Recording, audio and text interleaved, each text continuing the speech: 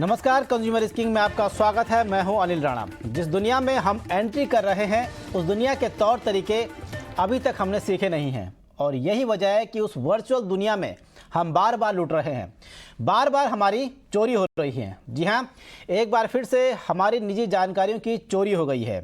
कह सकते हैं कि सोशल मीडिया का संसार हमको तो भा गया, मगर उस संसार में जीने के नियमों को हमें सीखना होगा, नहीं तो हमारी जानकारी हम ही पर भारी पड़ जाएगी। ये तो था एक पहलू। दूसरा पहलू ये भी है कि जो इस दुनिया के शैतान हैं, जो हैकर्स हैं, उनकी ताकत का अंदाज़ा हमें लगाना होगा, उनकी ताकत का तोड़ भी ढूंढना होगा और उनके लिए डर पैदा करने के लिए सज़ा का भी नया फरमान तैयार करना होगा, ताकि वो डेटा चोरी, उनके सेल और उनकी जो डेटा बेचते हैं और साथ ही साथ उसके बाद जो धोखाधड़ी करते हैं उससे बाज आएँ। और इन सब के बीच एक तीसरा पहलू ये भी है और जो सबसे अहम है, और वो ये है कि सोशल मीडिया और डिजिटल मीडिया की सुरक्षा सेना तैयार करना। एक ऐसी सेना जो यूजर्स पर होने वाले हमले की सुरक्षा में तैनात हो और हैकर्स को चुन चुन कर खत्म करे। तो ये तो हमने आपको बताया एक फिलोसफर के तौर पे किस तरह की डिजिटल दुनिया है और उसकी दिक्कतें क्या हैं, उसकी अच्छाइयाँ क्या हैं और कैसे हमको इस डिजिटल दुनिया में रहना है। लेकिन ये हमारा भाव ये है कि आखिरकार डिजिटल क्रांति में क्या सुधार किए जाएं। इन तमाम मुद्दों पर अपने मेहमानों से चर्चा करेंगे, लेकिन उससे पहले देखते हैं ये रिपोर्ट कि आखिर अब कहां हुई है चोरी।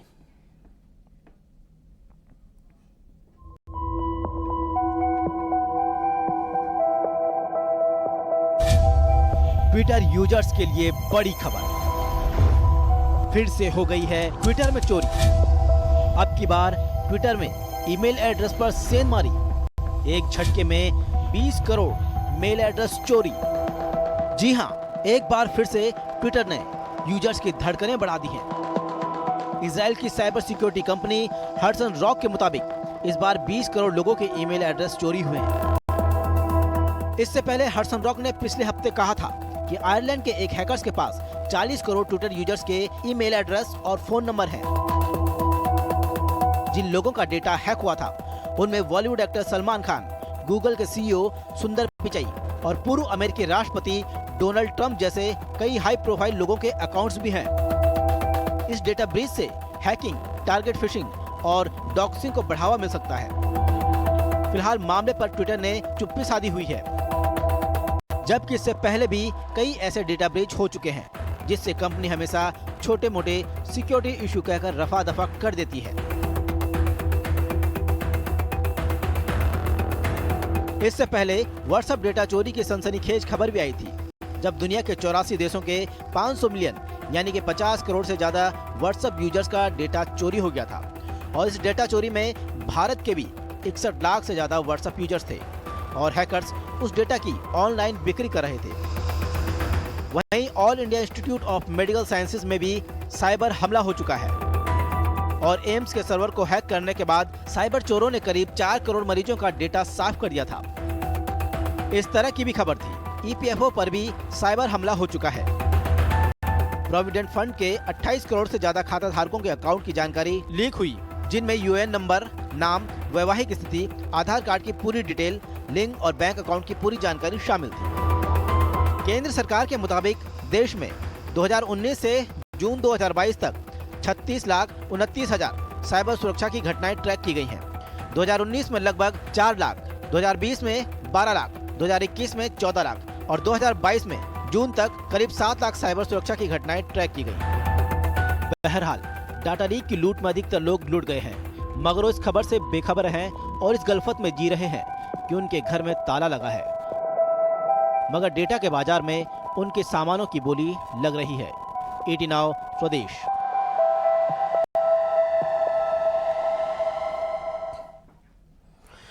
तो देखा आपने हमारी इस रिपोर्ट में कि ट्विटर से 20 करोड़ से ज़्यादा के ईमेल एड्रेस चोरी हो गए हैं। इससे पहले भी व्हाट्सएप समेत कई जगह साइबर अटैक के जरिए हमारी डेटा जो पर्सनल जानकारी है वो लीक होती रही है। अक्सर आपने सुना होगा कि एक फर्जी कॉल आई और उस कॉल ने किसी के अकाउंट से पैसे उड़ा लिए, या ये भी सुना होगा कि किसी की करोड़ों की लॉटरी जीतने का लिंक आया और वही लिंक उसके अकाउंट को चपत लगा गया, या फिर कई तरह के मार्केटिंग के मैसेज आपने सुने होंगे जो प्रमोशन के लिए किए जाते हैं। आखिर कैसे आप लोग इन लोगों के जाल में फंसते हैं, उसकी पहली कड़ी है यही जैसे आपका मोबाइल नंबर, आपकी मेल आईडी और आपके अकाउंट की इसी तरह की ढेर सारी जानकारियाँ, जो ये लोग इसी डेटा लीक के जरिए चोरी करते हैं और जुटाते हैं और फिर आपको अपना शिकार बनाते हैं। आज इसी टॉपिक पर बात करते हैं और इसी चिंता को लेकर आज का ही हमारा शो है, जिसमें हमारे एक्सपर्ट बताएंगे कि आखिर हमारे साथ क्या होने वाला है, हम किस तरह से अलर्ट रहना है और क्या किया जाए। हमारे साथ हैं cyber expert Shubham Singh, social media expert Utpal Khot और कंज्यूमर एक्टिविस्ट जहांगीर गई। सबसे पहले आप तीनों मेहमानों का बहुत बहुत स्वागत है 18 हाउस स्वदेश में। सर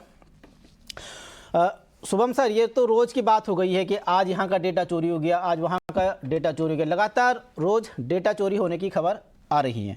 यानी कि ये मान लिया जाए कि हम भी उसमें कैटेगरी में आ गए, हमारा डेटा भी चोरी हो गया है। लेकिन बड़ा सवाल यह है कि कोई सुनने को राजी नहीं है। आखिर इसका सॉल्यूशन क्या है? एक्चुअली ऐसे बहुत सारे पहले भी वेबसाइट्स रहे हैं, फेसबुक के साथ ऐसे ही सिमिलर चीजें हो चुकी है डेटा लीक। और ये एक्चुअली होती है कि जो लूप होल होते हैं वेबसाइट में, जब कोई भी वेबसाइट या एप्लीकेशन डेवलप होता है तो उसमें कोडिंग में लूप होल या वो डेवलप करते टाइम कुछ ना कुछ लूप होल रह जाती है, जिसको ये सिक्योरिटी साइबर जो पेनिट्रेशन टेस्टर होते हैं वो लूप होल ढूंढ के उसके डेटाबेस होते हैं उसको लीक कर दिया जाता है। बहुत सारे प्लेटफॉर्म जैसे पेस्टबीन पे, जैसे ये ट्विटर के जो डेटाबेस है जो 400 मिलियन है, वो डार्क नेट के एक फोरम पे डंप किया गया है और उसको सेल करने की डिमांड की जा रही है। तो इसका सोल्यूशन तो यही है, जितनी भी ऐसे बड़े सोशल मीडिया वेबसाइट्स हैं या कोई भी ई कॉमर्स या बैंकिंग वेबसाइट है, उन्हें अपनी जो भी लूप होल्स हैं वो पैच करके रखने हैं, उसे सिक्योर रखना है उनके डेटाबेस को, तभी ये चीज रुक पाएगी। और लोगों के लिए जो यूजर्स होते हैं जो नॉर्मली सोशल मीडिया और काफी बैंकिंग के लिए सिमिलर ईमेल आईडी यूज करते हैं, उनको एक यूनिक ईमेल यूज करना चाहिए कि सोशल मीडिया के लिए हम यूनिक यूज कर रहे हैं, बैंकिंग के लिए हम यूनिक ईमेल यूज कर रहे हैं, जो जिसका डेटा कहीं पे बाहर एडिशनल कोई सेकेंड एप्लीकेशन पे लिंक नहीं हो। बिल्कुल। उत्पल सर, आपके पास आना चाहूँगा। जिस तरह का ये सोशल मीडिया प्लेटफॉर्म है आजकल, बिना शायद ही कोई आदमी को जो सोशल मीडिया प्लेटफॉर्म पे एक्टिव नहीं रहता है और शायद उसके बिना एक ज़िंदगी अधूरी सी लगती है। लेकिन यहीं से ही हमारा डेटा लीक, अधिकतर खबरें आती हैं कि यहीं से ही हमारा डेटा लीक हो गया। अब ट्विटर का जो मामला है, अब इसमें ये कहाँ माना जाए, किसकी जिम्मेदारी किसकी मानी जाए, कि ग्राहक की या जो कंज्यूमर है या इनकी जो सोशल मीडिया कंपनियां है? लेकिन ट्विटर इस मामले में कोई चुप्पी साधे हुए, इससे पहले भी जब मामले आए थे तो उन्होंने भी साफ साफ कह दिया था कि ये छोटे मोटे इश्यू होते रहते थे। अब जिम्मेदार कौन है इसमें?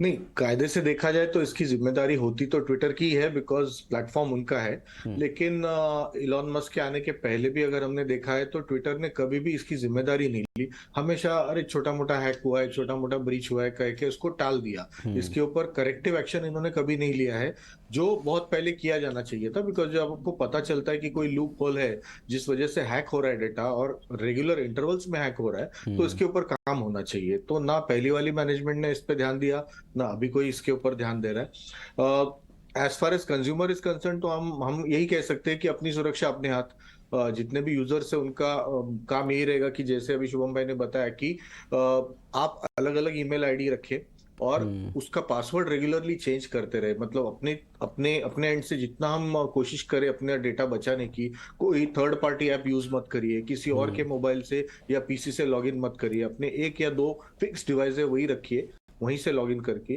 कोशिश करके मोबाइल पे जब भी आप लॉगिन करेंगे तो उसको लॉग्ड इन मत रखिए, हर बार उसको लॉगिन लॉग आउट कीजिए। क्योंकि आजकल क्या है, कोई भी लिंक आ जाती है मोबाइल से पूरा डेटा निकाल लेते हैं, तो इस वजह से लॉग्ड इन मत रहिए हमेशा। आपका सेशन कंप्लीट हो गया, लॉग आउट कर लीजिए उसको।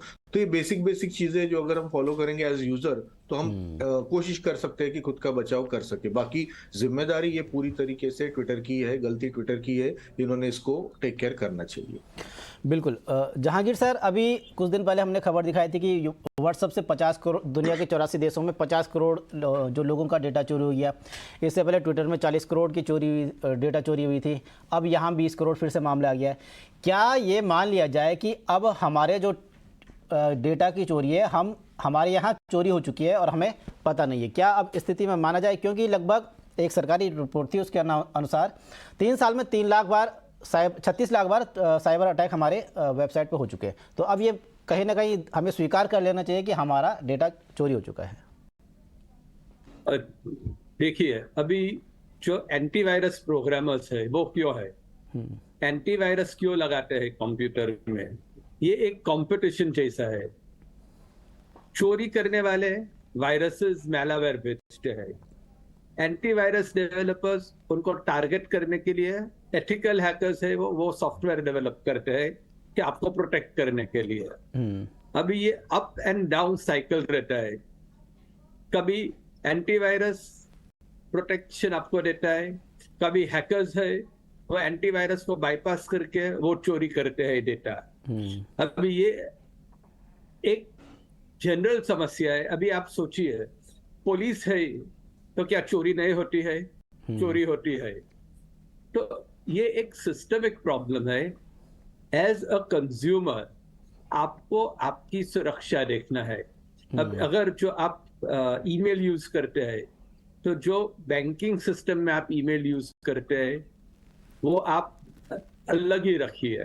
वो ईमेल दूसरी बाजू कोई भी सोशल मीडिया के कॉरेस्पॉन्डेंस के लिए नहीं यूज कीजिए।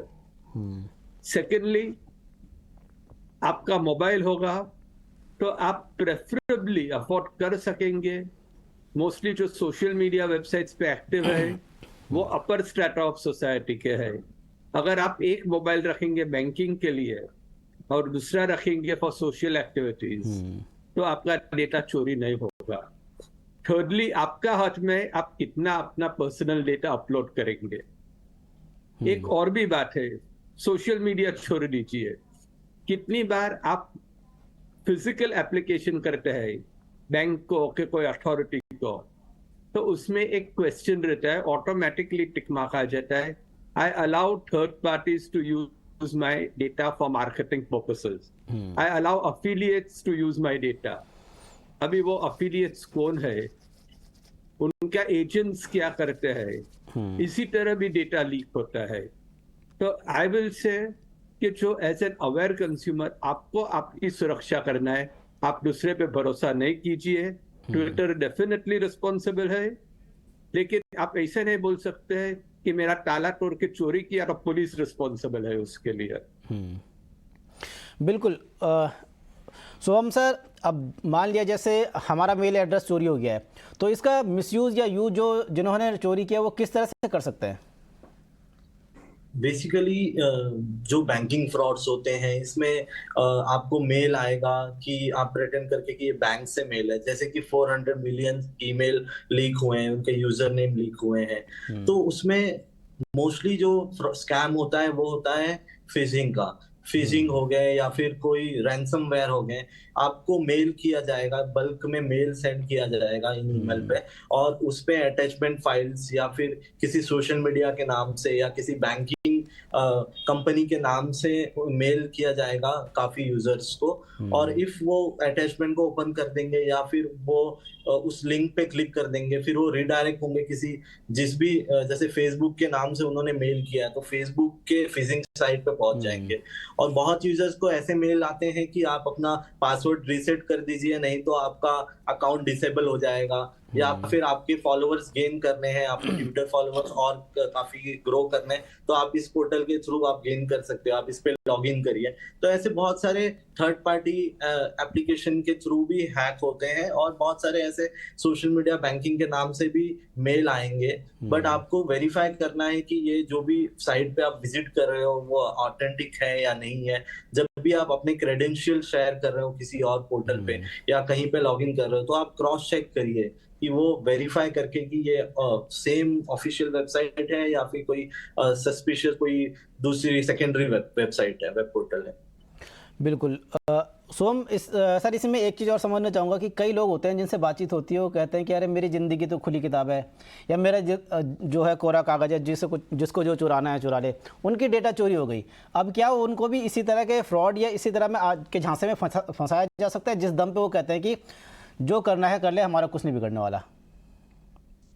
हाँ, बहुत सारे, जबकि आप ऑनलाइन प्लेटफॉर्म पे जब आप रहते हो तो आपका जो ईमेल है या फिर जो बेसिक डिटेल्स भी होते हैं, जैसे मोबाइल नंबर हो गए, अब ये मोबाइल नंबर लीक होने से बहुत बहुत सारे लोगों को ऐसे फिशिंग कॉल्स आते हैं कि हाँ हम ये एजेंसी से बोल रहे हैं या हम इस कंपनी से बोल रहे हैं। तो जो भी कॉलर होता है सामने वाला, उसके पास हमारे बेसिक इंफॉर्मेशन होते हैं जिसका ट्रस्ट गेन करके, जिससे कि वो हमें बताता है कि हाँ आपका नाम ये है, आपका डेट ऑफ बर्थ ये है, आपका ईमेल आईडी ये है, ये हमारे यहाँ पे ऑलरेडी रजिस्टर है। तो ये विक्टिम्स जो होते हैं वो ट्रस्ट कर लेते हैं इस बातों पे और अपने जो भी कॉन्फिडेंशियल डेटा है वो शेयर कर लेते हैं इस बेसिक जो भी इंफॉर्मेशन है उसकी वजह से। बिल्कुल। उत्पल सर, जिस तरह से ये ट्विटर ने कहा है कि वो पहले मामलों में कहता रहा है कि छोटे मोटे इश्यू हैं, इस मामले में उसने कोई रिस्पॉन्सिबिलिटी नहीं ली है, ऐसे में सरकारों का क्या दायित्व बन जाता है? क्या उनको इन पे प्रेशर डालने की जरूरत आन पड़ी है ऐसे घड़ी में जब बार बार ये चीज़ें हो रही हैं? नहीं, सरकारों पे तो डेफिनेटली ये अभी मतलब टाइम आ चुका है, बट वापस उसमें सवाल ये है कि कॉम्प्लेक्सिटी देखिए कितनी है कि ट्विटर जैसा platform across the globe use होता है, तो तकरीबन 200 प्लस कंट्रीज इसको यूज कर रहे हैं। तो सारी कंट्रीज एक सिंगल डिसीजन लेना बहुत मुश्किल हो जाता है। अभी यहाँ पर यूरोपियन यूनियन जो है वो अलग अलग तरीके के फाइन लगाता है अगर प्लेटफॉर्म पे कोई इस तरह का ये होता है। तो उसी का फायदा उठाया गया एक हैकर ने, जिसने मतलब रिस्पॉन्सिबिलिटी क्लेम भी की है और उसने कहा है कि आपको यूरोपियन यूनियन से इतना फाइन लगेगा या आप मेरे को 276 मिलियन डॉलर्स का रैंसम दे दो।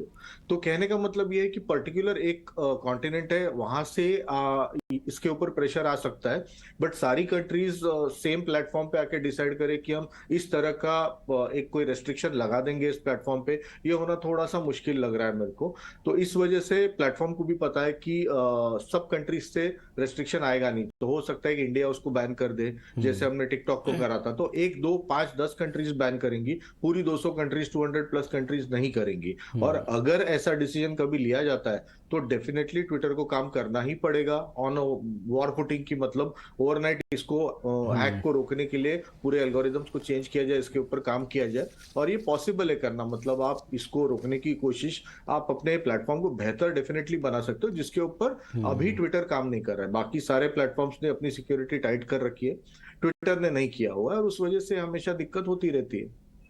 बिल्कुल। जहांगीर सर, कानून बनाने की बात हो रही है, लेकिन कानून जब तक बनेगा तब तक तो ये लगातार इस तरह के अटैक आते रहेंगे और लगातार चोरियां बढ़ती रहेंगी। यानी कह सकते हैं कि जब तक कानून रहेगा तब तक तो ट्विटर की चिड़िया जो है वो सारा खेत चुग गई होगी। ऐसी कंडीशन में हमें कितने जल्दी से जल्दी सरकार को ये अभी ज़रूरत पड़ी है, मतलब पड़ सकती है कि जल्दी से जल्दी एक्शन लिया जाए, कानून आए उसको, कानून से पहले कुछ ना कुछ ऐसा एक्शन लेने की जरूरत है? कानून कुछ भी काम का नहीं है जब तक इन्वेस्टिगेटिंग एजेंसी जो है वो कौन हैकर है, किधर है, कैसे ट्रैक करने का कानून हो कि हैकिंग इज इलीगल, हैकर को प्रोसिक्यूट कर सकते हैं, कानून तो है, लेकिन हैकर किधर है, कैसे ट्रैक करने का, उनको कैसे लोकेट करने का, वो इन्वेस्टिगेटिंग एजेंसी है। अभी आप सोचिए, आपके जो पुलिस साइबर सेल है उसमें कितने पुलिस है जो इतने टेक्नोलॉजी सेवी है, जितने हैकर्स है। कितने पुलिस को तो बेसिक इंटरनेट का भी पता नहीं है कि कैसे ऑपरेट होते हैं, क्या होते हैं। बिल्कुल। तो ये एक स्पेशलाइज्ड सब्जेक्ट है।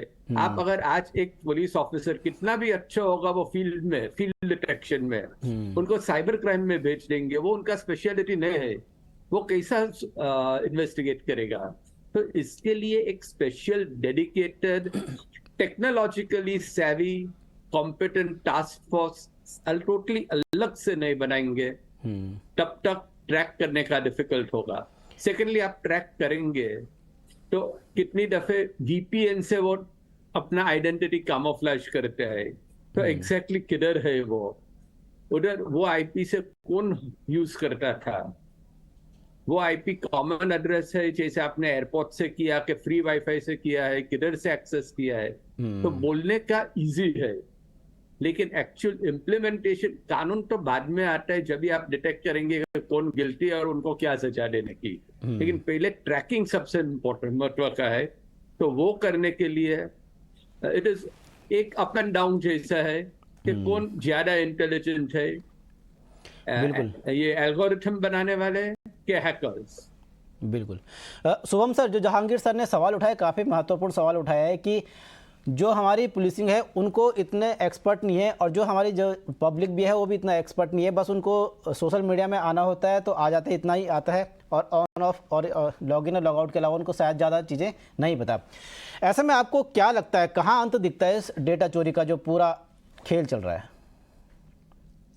कुछ ऐसे केसेस होते हैं जो हाई प्रोफाइल, जैसे एम्स के रैंसमवेयर अटैक हो गए थे, और जैसे ये डेटा ब्रीच हुआ था जहां पे काफी सारे यूजर्स के साथ ऐसे फ्रॉड होते हैं। तो इसके लिए एक स्पेशल एसआईटी टीम बनानी चाहिए जो ऐसे सिर्फ स्पेसिफिक केसेस पे काम करे, तब जाके ही इसके ऐसे केसेस का सोल्यूशन हो सकता है। क्योंकि जो भी ऐसे हैकर्स होते हैं, जो भी इस लेवल के साइबर क्रिमिनल्स होते हैं, वो लोग अपनी आइडेंटिटी हाइड करने के लिए ओनियन रूटिंग, या फिर जैसे इन्होंने अभी डेटाबेस जो भी है वो डार्क नेट पे डंप किया है वहां के फॉरम पे, तो वो ओनियन रूटिंग पे बहुत टफ होता है आइडेंटिफाई करना किसी यूजर को, क्योंकि उसके आईपी एड्रेस पर सेकंड वाइज चेंज होते रहते हैं।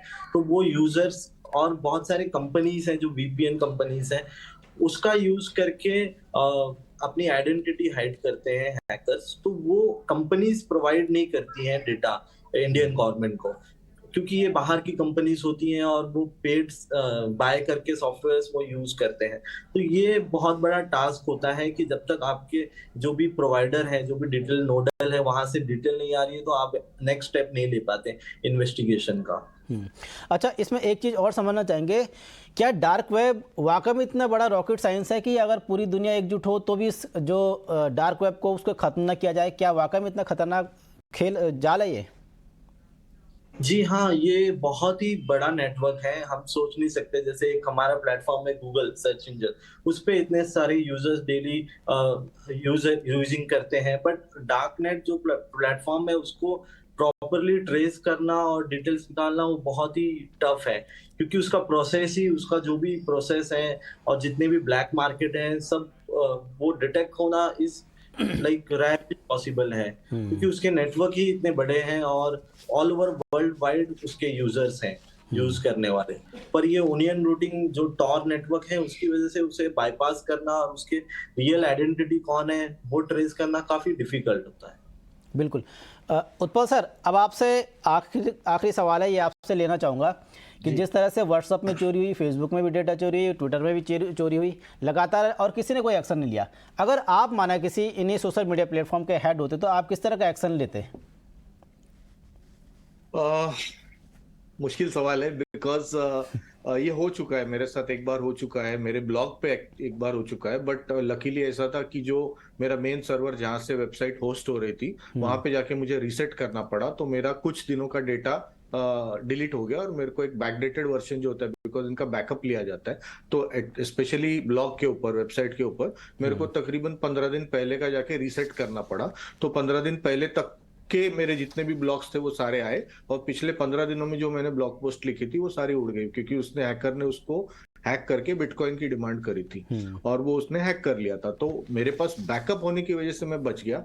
ट्विटर पे अनफॉर्चुनेटली या फेसबुक पे, बिकॉज वो एक पब्लिक प्लेटफॉर्म है जहाँ पे हम सिर्फ एक अकाउंट होल्डर है, तो और ये फ्री प्लेटफॉर्म है, तो इसलिए हमारे पास कोई कंट्रोल नहीं रहता, हम सिवाय नया अकाउंट क्रिएट करने के और कुछ नहीं कर सकते।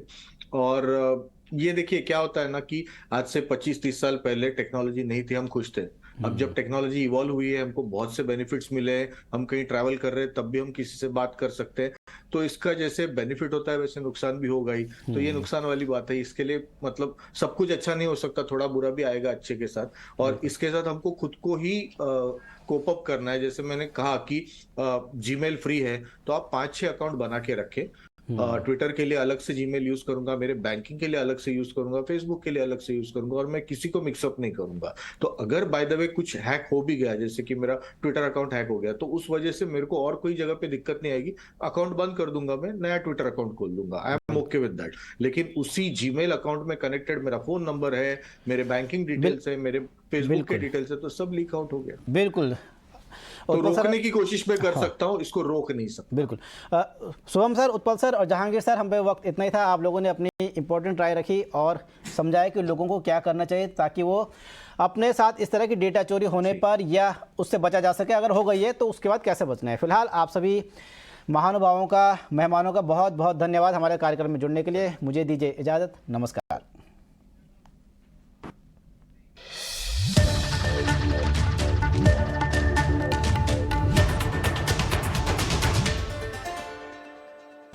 in association